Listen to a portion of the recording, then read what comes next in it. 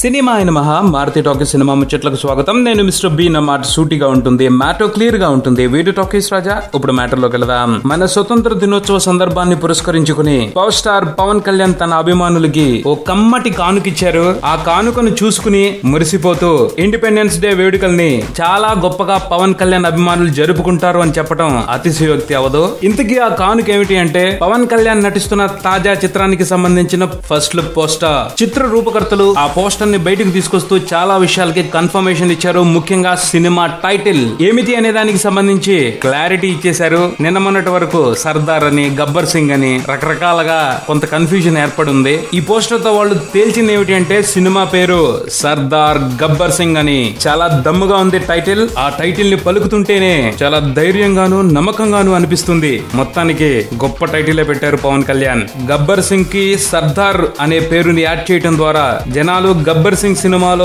చూసి ఎంజాయ్ చేసిన దానికి మించి ఇంకేదో ఈ సినిమాలో ఉండబోతుంది అన్న కాన్ఫిడెన్స్ కలుగుతుంది. అలానే పోస్టర్ లో పక్కన గట్స్, గన్స్ అండ్ లవ్ అని రాసి పెట్టి గమ్మత్తైన ఆసక్తిని సృష్టించారు.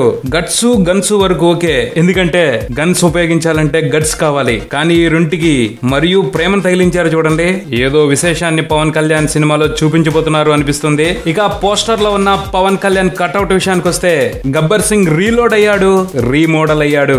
గబ్బర్ సింగ్ లుక్ లో చిన్న చిన్న మైనర్ చేంజెస్ జరిగాయి. 2 బెల్టులు పెట్టాడు, ఎక్కువ గన్నులు పట్టాడు. కొత్త లుక్ లో సరికొత్తగా కనిపిస్తూ అద్దరగొట్టాడు. మెడలో రెడ్ టవల్, చేతుల్లో పనిచేస్తున్న గన్స్, ఆ వాకింగ్ స్టైల్, నేలను చూస్తున్న లుక్ మామూలుగా లేదు. వీరంగం సూపర్ గా పోస్టర్ ని డిజైన్ చేశారు దర్శకుడు బాబీ.